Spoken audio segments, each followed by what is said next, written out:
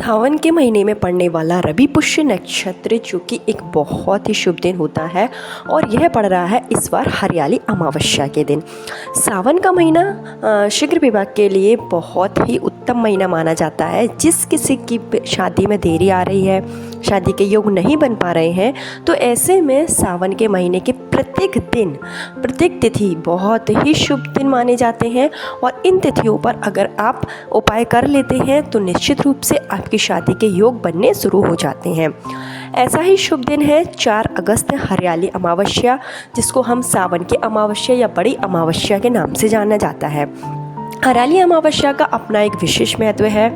सावन का महीना भोलेनाथ को समर्पित है, माता पार्वती को समर्पित है और साथ ही साथ रवि पुष्य नक्षत्र लगने जा रहा है। और रवि पुष्य नक्षत्र एक ऐसा योग होता है जिस दिन अगर आप जो भी उपाय करेंगे तो वो अक्षय हो जाता है और उसमें आपको सफलता जरूर मिलती है। ऐसे में इस बार की हरियाली अमावस्या और भी शुभ फलदायी मानी गई है।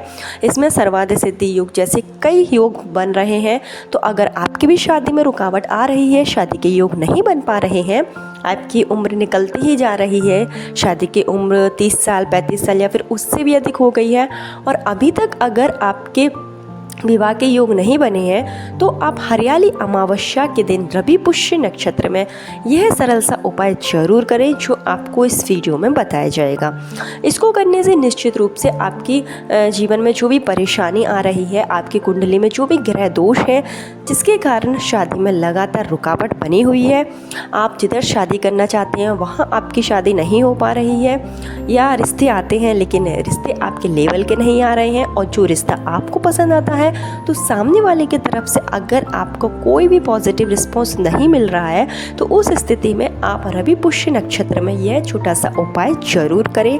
निश्चित रूप से आपकी शादी के प्रबल योग बनने उसी दिन से शुरू हो जाएंगे।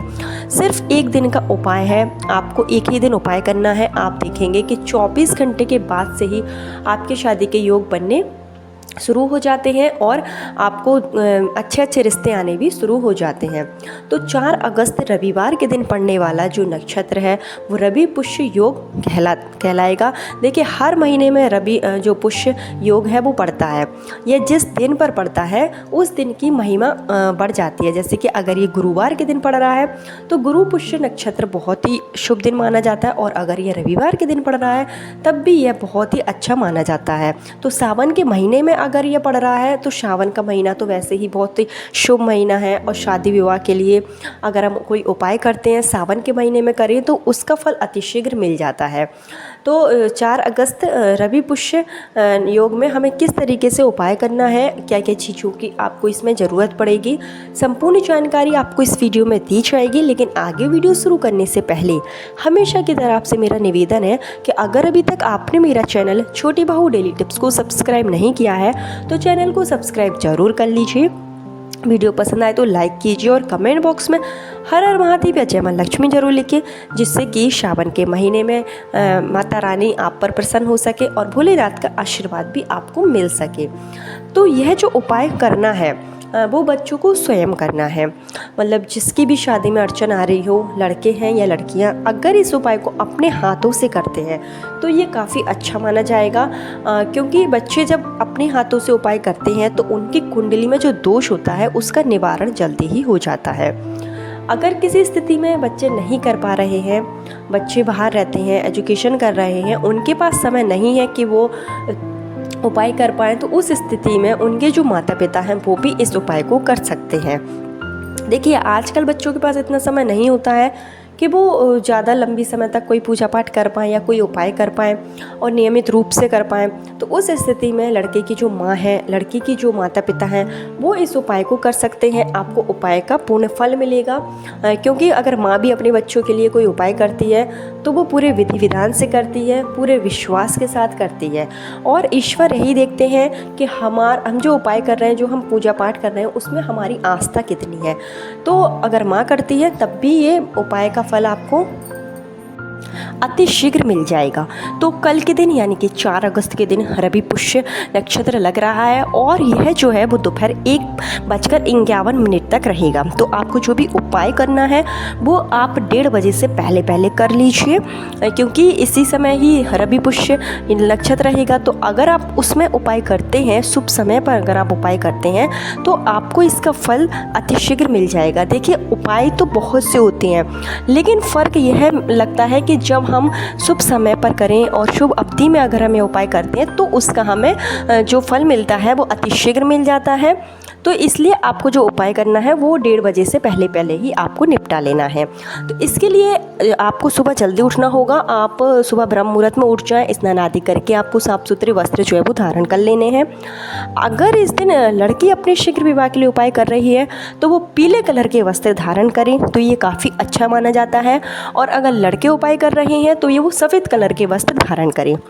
इसी तरीके से अगर लड़की की माँ कर रही है तो वो पीले कलर के वस्त्र धारण करेगी, और अगर लड़के की माँ कर रही है तो उसको सफ़ेद कलर के वस्त्र धारण कर कर ही इस उपाय को पूर्ण करना होगा।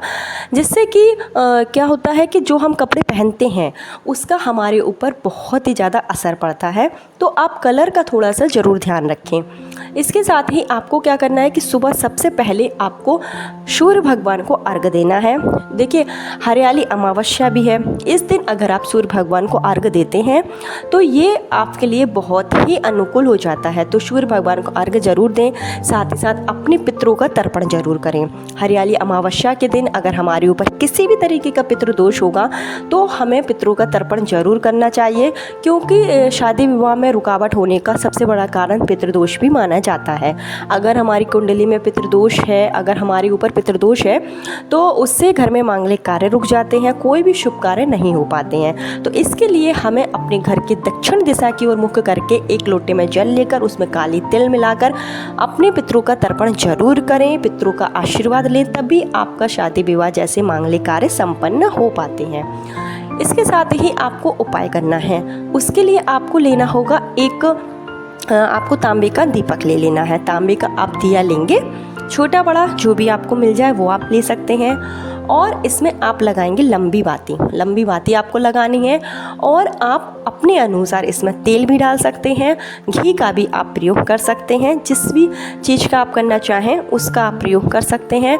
और इसके साथ ही आपको लेना है 5 पान के पत्ते।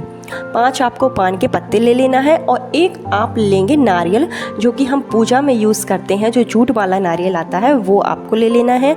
और ये चीज़ें लेकर आपको जाना है श्री हरि विष्णु के मंदिर में। आपके घर के आसपास कहीं पर भी लक्ष्मी नारायण का मंदिर हो तो वहाँ पर आप जाइए। अगर लक्ष्मी नारायण का मंदिर नहीं है तो फिर जो राम सीता माता का मंदिर होगा वहाँ पर भी आप जा सकते हैं, क्योंकि राम जी विष्णु भगवान का ही अवतार है। तो आप इस मंदिर का भी चयन कर सकते हैं। तो आप मंदिर में जाएं, ये सारी चीज़ें आप अपने साथ में लेकर जाएं।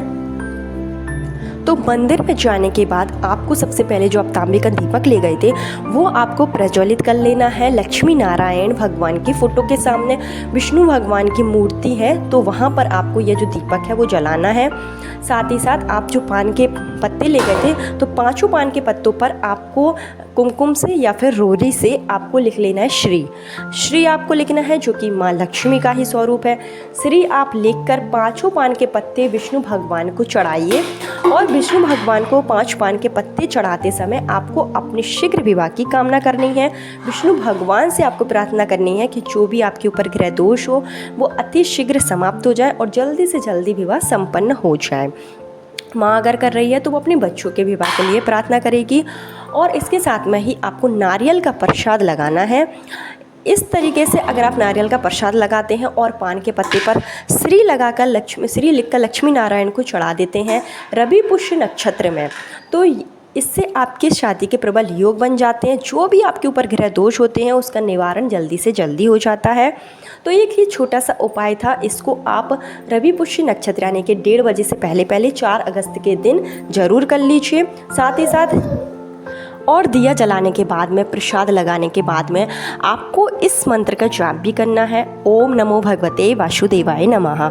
इसका आप मंदिर में बैठकर कहीं पर भी विष्णु भगवान के नाम से जाप कर सकते हैं 11 बार 21 120 बार या फिर 108 बार, जितना आपसे हो सके उतना आप इस मंत्र का जाप कीजिए। रवि पुष्य नक्षत्र में विष्णु भगवान की जितनी सेवा कर पाए उतनी सेवा अर्चना कीजिए, पूजा पाठ कीजिए।